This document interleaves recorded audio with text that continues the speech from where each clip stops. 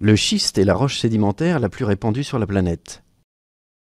Certains schistes contiennent du méthane piégé dans leurs fissures.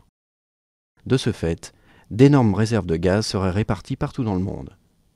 Les réserves mondiales de gaz de schiste sont estimées à 448 000 milliards de mètres cubes, environ 140 ans de la consommation actuelle de gaz naturel.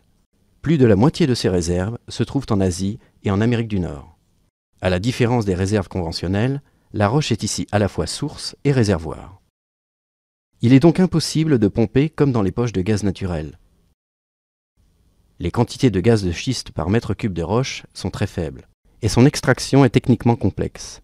L'une des techniques est l'hydrofracturation. Avec un derrick, on perce d'abord en profondeur pour atteindre la couche des schistes.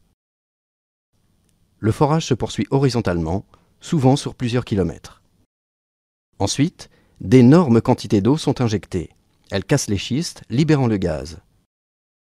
Cette technologie nécessite non seulement des millions de litres d'eau, mais aussi l'addition de nombreux produits chimiques.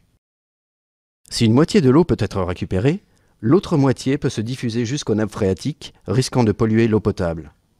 Une autre source de pollution est constituée par les inévitables fuites de gaz au cours de l'extraction, le méthane contribuant beaucoup à l'effet de serre.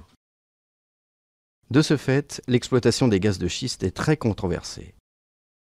Et si elle s'est d'abord développée aux États-Unis et au Canada, la prospection prend son essor en Chine, en Australie et aussi en Europe.